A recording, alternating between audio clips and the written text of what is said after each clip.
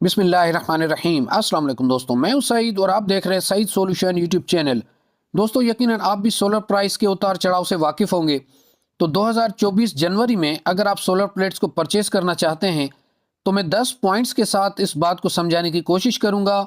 एक आम कस्टमर जब मार्केट जाता है तो उसे किन किन बातों का ध्यान रखना चाहिए, मैं इन 10 पॉइंट्स से आपको समझाने की कोशिश करूंगा। मुझे उम्मीद है कि अगर इन बातों पर आप अमल करेंगे तो आप एक अच्छी प्लेट को परचेज करने में कामयाब हो जाएंगे। आपने कहावत तो सुनी होगी कि हाथियों की लड़ाई में नुकसान खेत का होता है, लेकिन इस बार हाथियों की लड़ाई में एंड यूजर का फायदा हो रहा है, आम कस्टमर का फायदा हो रहा है। तो आप भी इससे फायदा उठाएं। तो पहला सवाल है कि आपको कौन से पैनल परचेज करने चाहिए। तो जनाब, अगले 9 जो मेरे पॉइंट्स हैं उनको समझने के बाद आपको ये पता चल जाएगा कि आपको कौन से पैनल परचेज करने चाहिए। दूसरे नंबर पर आपको कितने पैनल परचेज करने चाहिए। तो देखें, अगर आप अपने घर का सिर्फ डीसी लोड चलाना चाहते हैं जिसमें एसी डीसी फैन या फिर डीसी लाइट्स, तो आपके लिए 555 वाट या 570 वाट की एक प्लेट ही काफ़ी रहेगी। आप उसके साथ एक कंट्रोलर लगाएं, बैटरी के साथ कनेक्ट करें और अपने डीसी लोड को चलाएं। लेकिन अगर आप चाहते हैं कि आप अपने एसी लोड को, यानी कि जिसमें मोटर, इस्त्री, फ्रिज, वॉशिंग मशीन, हत्ता के एसी चलाएं, तो फिर आपको ज़्यादा प्लेट्स लेनी पड़ेंगी और उसके साथ सोलर इन्वर्टर की भी ज़रूरत पड़ेगी। यहाँ पर ये जो आप सेटअप देख रहे हैं जो कि इस वक्त लोड होकर जा रहा है, इसके साथ सिर्फ 4 प्लेट्स जा रही हैं, जो कि इस इन्वर्टर जो कि 6 किलोवाट का है, इसके साथ ये प्लेट्स जा रही हैं। और स्टार्टिंग में ये सिर्फ 4 प्लेट से स्टार्ट करेंगे और विदाउट बैटरी भी इसको चला सकते हैं, लेकिन विदाउट बैटरी चलाना नहीं चाहिए। मैं अपनी वीडियोस में बताता रहता हूँ, उसकी वजह क्या है वो भी उन वीडियोस में तफसील से बताया हुआ है, तो यहाँ पर ज़्यादा डिस्कस नहीं करते। तो देखें, यहाँ पर ये 4 प्लेट्स के साथ जाकर ये सेटअप लगेगा और फिर ये अपनी सिर्फ प्लेट्स को बढ़ाते जाएंगे। और आने वाली वीडियोस में इंशाल्लाह मैं आपको ये भी बताऊंगा कि अगर आपका बजट कम है तो आप किस तरह सोलर पर शिफ्ट हो सकते हैं। इसके अलावा 12 वोल्ट और 220 वोल्ट के सेटअप पर मेरी ऑलरेडी वीडियोस मौजूद हैं। आप प्लेलिस्ट को चेक करके और अपनी ज़रूरत के मुताबिक उन वीडियोस को देख सकते हैं। और अगर तीसरे पॉइंट की बात करें कि आपको सोलर प्लेट्स कहाँ से परचेज करनी चाहिए, तो दोस्तों देखें, आजकल हो क्या रहा है कि किसी के पास अगर कुछ अमाउंट है, फिर चाहे वो कोई भी कारोबार कर रहा हो, उसने वो अमाउंट सोलर प्लेट्स पर इन्वेस्ट किया हुआ है और वो सोलर प्लेट्स मंगवा कर बेच रहा है। और हो सकता है कि आपको वहां से सोलर प्लेट्स कुछ कम प्राइस में भी मिल जाए और यकीनन सोलर के मुतालिक उसे इतनी ज़्यादा मालूमात भी नहीं होगी। और इसके बरक्स अगर डीलर ऐसा है जो काफ़ी अरसे से काम कर रहा है और उसको सोलर के मुतालिक बहुत ज़्यादा मालूमात है, ए ग्रेड, बी ग्रेड या 1 नंबर 2 नंबर चीज़ों के बारे में, और कल को क्या होता है कि अगर आपको कोई सोलर प्लेट क्लेम करनी पड़ती है तो अगर वो बरसाती मेंढक की तरह एक बंदा जो काम कर रहा है, जो आपको थोड़ा सस्ता सोलर बेच रहा है, वो आपको मिलेगा ही नहीं, तो आप क्लेम कहाँ करेंगे। लेकिन एक चीज़ याद रखें कि ए ग्रेड के जितने भी सोलर पैनल्स हैं उसमें चांस खराब होने का निहायत कम ही होता है, बल्कि आप कह सकते हैं कि ना के बराबर है। अगर आपको उसमें 2 नंबर प्लेट मिल जाती है, बी ग्रेड की पैनल मिल जाते हैं, तो आप फिर आगे चल के परेशान होंगे। तो कोशिश करें किसी पुराने बंदे से या किसी पुराने डीलर से आप ये सोलर पैनल्स परचेस करें। चौथे नंबर पॉइंट की बात करें तो जनाब, बी ग्रेड का पैनल या जो पैनल खुले में आता है, उसकी कोई भी डॉक्यूमेंट्स नहीं होते, स्टिकर चेंज होते हैं, वारंटी उसकी कोई नहीं होती, वो आपने हरगिज़ नहीं परचेस करना। वजह उसकी ये है कि पहले जब आपको 80 से 85 रुपए में डॉक्यूमेंट्स वाला, वारंटी वाला पैनल मिलता था, तो ये पैनल जो था, जो खुले में आता है, जिसकी कोई वारंटी नहीं होती, कोई डॉक्यूमेंट्स नहीं होते, तो ये आपको 70 से 75 रुपए में मिलता था। लेकिन आज सिनेरियो चेंज है। आज आपको एक डॉक्यूमेंट्स वाला, वारंटी वाला पैनल अगर पी टाइप की बात करें तो 45 रुपए तकरीबन, और अगर एन टाइप की बात करें तो वो 51, 51.5 या 53 रुपए में पर वाट मिल रहा है। तो अब आपको बी ग्रेड या उस लाट वाले पैनल को खरीद करने की कोई रीजन रहते ही नहीं है। 5वें नंबर पॉइंट की बात करें तो जनाब, आपने जबानी वारंटी कभी भी कबूल नहीं करनी।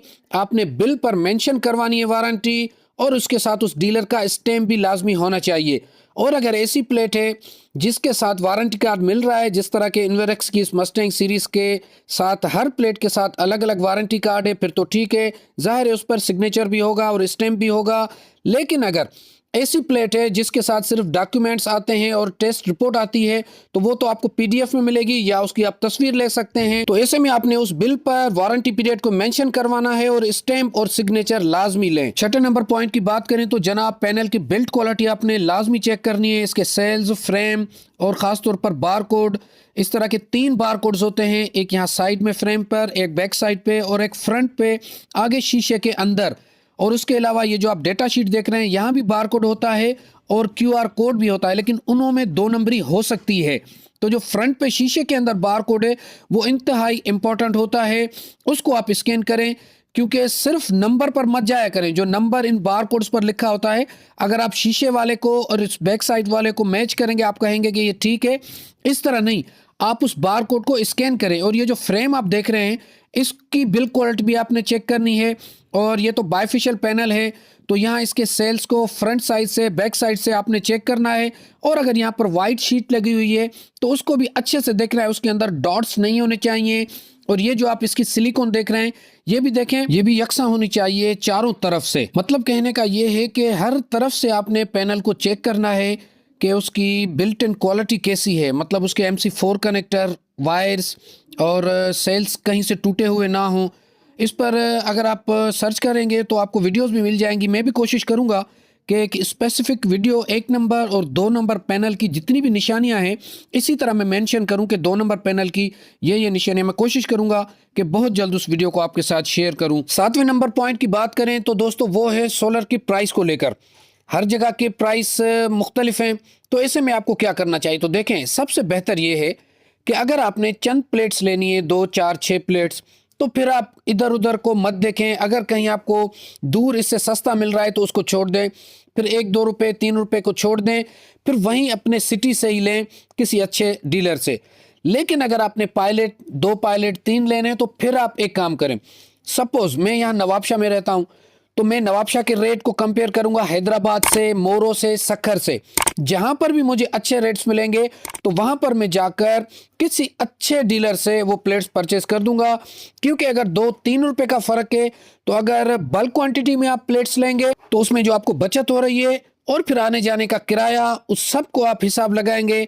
अगर आप समझते हैं कि आपको किराए से हटकर भी बचत हो रही है तो फिर आप वहां चले जाएं, नहीं तो फिर अपने ही सिटी से वो प्लेट्स भी लें। 8वें नंबर पॉइंट की बात करें तो आपको N टाइप प्लेट लेनी चाहिए, P टाइप लेनी चाहिए, हाइमो 6 लेनी चाहिए। तो देखें दोस्तों, इसका आसान हल ये है कि आप 2-4 वीडियो सर्च करें, आपको पता चल जाएगा कि N टाइप, P टाइप, हाइमो 6 में क्या फर्क है। लेकिन वक्त का तकाजा ये है कि आप वक्त के साथ चलें, और अगर एक नई चीज आई है मार्केट में, इंट्रोड्यूस हुई है, तो उसको तरजीह दें।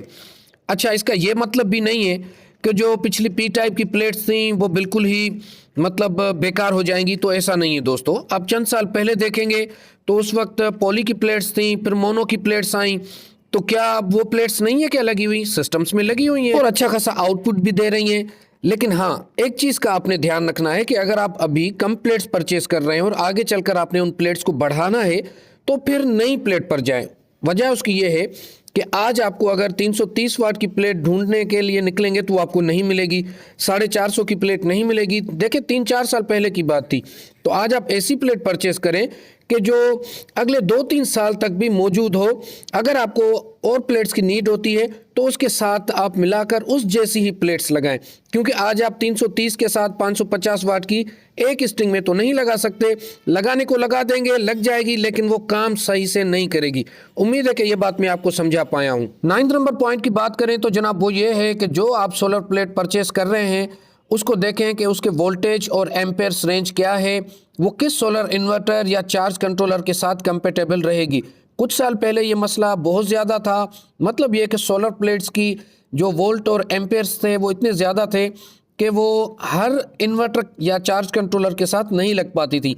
आजकल बड़े सोलर इन्वर्टर्स में ये मसला हल कर दिया है कंपनीज़ ने, लेकिन MPPT चार्ज कंट्रोलर में या कुछ इन्वर्टर्स में अभी भी ये मसला मौजूद है। तो सोलर प्लेट को परचेस करते हुए लाजमी उसके वोल्टेज रेंज और एम्पेयर रेंज को देखें कि ये किस इन्वर्टर या चार्ज कंट्रोलर के साथ कंपेटेबल रहेगी। दोस्तों, 9th नंबर पॉइंट इतना अहम है कि इस पर और भी ज़्यादा बात करने की ज़रूरत है, लेकिन टाइम ऑलरेडी बहुत ज़्यादा हो चुका है। इस वजह से इसको डिस्कस करते हैं किसी और वीडियो में इंशाल्लाह। अब आते हैं 10 नंबर पॉइंट के बारे में कि आपको इस वक्त ये जो मौजूदा वक्त चल रहा है इसमें प्लेट परचेज करनी चाहिए या और इंतज़ार करना चाहिए। तो देखें दोस्तों, आजकल ट्रेड 2-3 रुपए पर हो रही है, बल्कि पैसों की बात करें तो 75 पैसे या 50 पैसे पर भी हो रही है। मतलब ये कि पहले डीलर्स हजरात मंगवाते थे माल, फिर उसको बेचा करते थे 5-6 महीने तक, लेकिन आजकल 2-3 पायलट आ रहे हैं और फिर वो 2-4 दिन हफ्ते में बिक जाते हैं। तो मेरा ख्याल नहीं है कि आपको ज़्यादा इंतज़ार करना चाहिए। आप अभी से विज़िट करें मार्केट का, और अगर आपको कोई अच्छी प्लेट पसंद आती है तो उसको परचेज़ करें, ज़्यादा इंतज़ार ना करें। हाँ, ये भी हो सकता है कि आज आपको एक प्लेट 26,000 की मिल रही है और 2-4 दिनों में अगर वो 25,000 की हो जाती है तो अफसोस करने की ज़रूरत भी नहीं है, क्योंकि ऑलरेडी आपको प्लेट सस्ती मिल रही है। और अगर यही प्लेट 35-40,000 की हो जाएगी तो फिर भी तो आप खरीद करेंगे। मज़ीद वीडियोस के लिए आपको क्या करना है आप अच्छे से जानते हैं। अपना बहुत सारा ख्याल रखिएगा। अल्लाह हाफिज़।